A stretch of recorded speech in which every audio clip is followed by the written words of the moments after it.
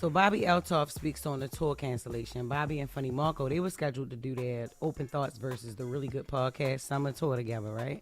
And they started the tour together, but halfway through, Marco canceled the tour with Bobbi and continued to do shows on his own. Earlier this week, he shared a video explaining why he canceled the tour dates with the rest of the tour, with Bobbi. That's what he said. When people pay their hard working money, I really, really care about that. So when I'm on stand-up tour and I'm selling out these tours and then me and Bobbi be able to come together and people are paying their money to come see us, I really want that to get better. I don't want it to be the same. I don't want to take nobody money if you can't get it again. And I feel like Bobbi was stiff a little bit, you know what I'm saying? And I'm like, hey man, let's really, really work on this. Like, and I paid script writers, like, let's really get him a show. And where she told me, that's not me. Bobbi was like, my comedy is me not talking a lot. And I'm like, this is different. Like, you can do that on the podcast, but in real life, this is different. Yeah, I agree. But before we continue, you can't make somebody be somebody that they not. That's you know right. what I'm saying? You knew that you knew what you was getting yourself into when she be doing her little dry ass interviews. You know she's awkward. We know she has social anxiety. We know she like that. She always stiff. She don't try to hide it because she can't. That's just who she is. But it seems like it was funny as a podcast, but when they did it live, it just it was trash. You can look at that and tell that wouldn't translate to the stage. Everything you just said, Jess, it's the dryness and the stiffness of it is what works when you're on camera interviewing somebody. But I ain't about to sit here and pay money to watch you do that on stage. No, and if she told you that, you know what I'm saying? Why would you still, proceed to try to change her and do a tour and while still working on your stuff? Because you still working on your own stand-up. You know what I'm saying? So, but you can't stand up and she sit down and that work. Yeah, no. It's never gonna work like that. Were they selling tickets? They said they sold out. She said, yeah, they said they sold were out. selling out. Okay. Yes, the first half of the show. He just wasn't pleased with her performance. But I mean, somebody was, because they was buying them tickets. Them together as a package seemed like a cool idea. But either way, after his video circulated, Bobbi decided to make a video of her own and share her side of the story. That's what she said. Last year, we were supposed to go on tour, and I backed out last minute because my husband had just left me. I just had surgery, and I was super nervous going into this because I was not prepared. And I text Marco, and I said, Marco, I'm so sorry to do this, but I am so depressed right now. I literally want to myself. He doesn't reply to me. Fast forward some time, bumps into me, and I'm like, oh, hey, stranger. He's like, let's go on tour again. I'm like, all right, fine, let's do it. But, it's hard for me to get out of my comfort zone of, I have social anxiety. Our last show, when I drink a little, and I thought it went so well. Fast forward a couple more weeks, and I hear from my team that he canceled it, and I'm like, what the hell? Fast forward to today, and I get tagged in a video of Marco standing by a pool talking to everybody about why he canceled the tour.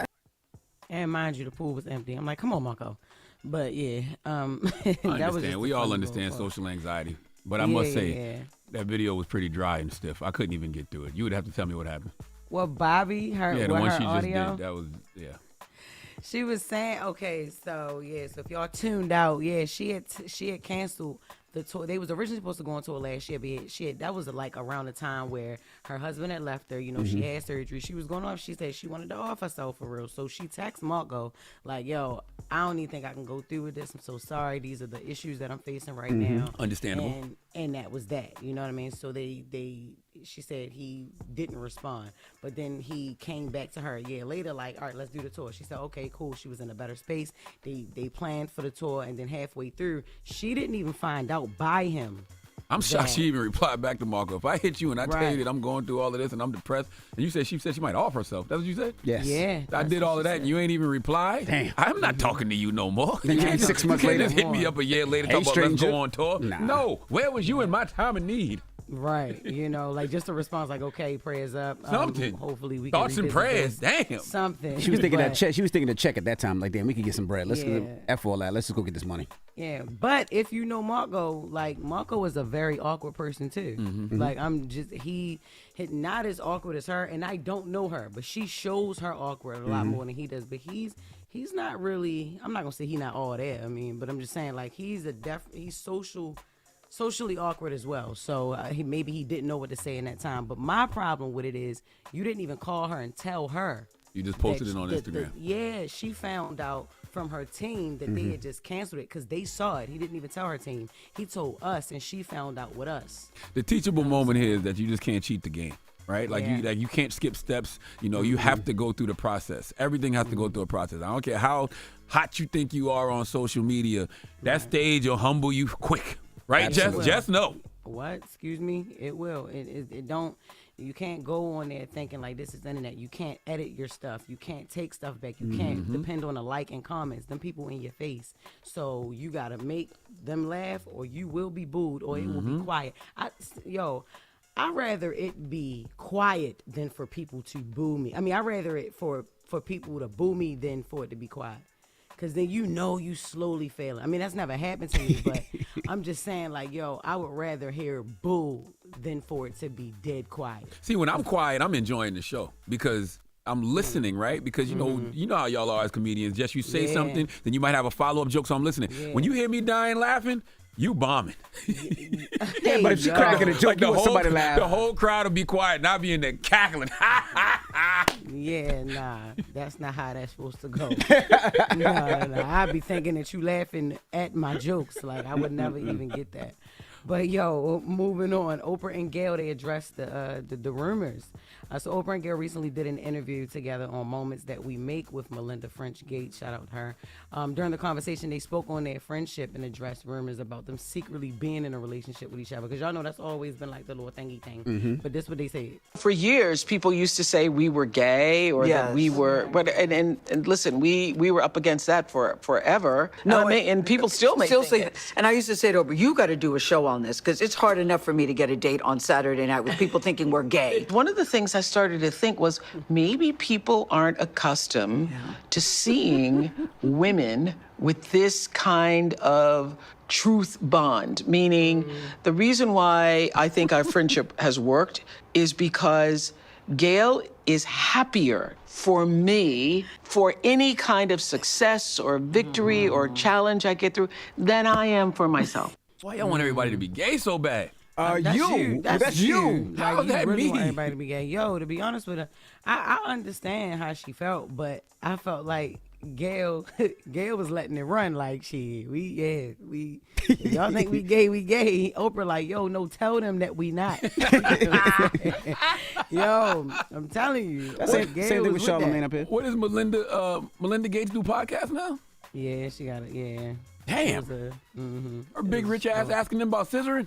You can't say that. All that money, no, Melinda. You cannot. This guy's crazy. You cannot say her big rich ass. She rich as hell.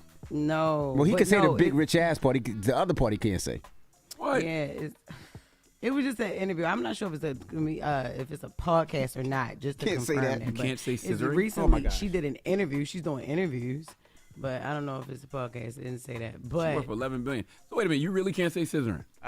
All right. Up next, dunk of the day. That's 3 dumps. Who you giving your donkey to? You can say scissoring. That's bro. 4. What? Yes, you can't. Yes, you can. What are you talking about? Y'all dumping for no reason.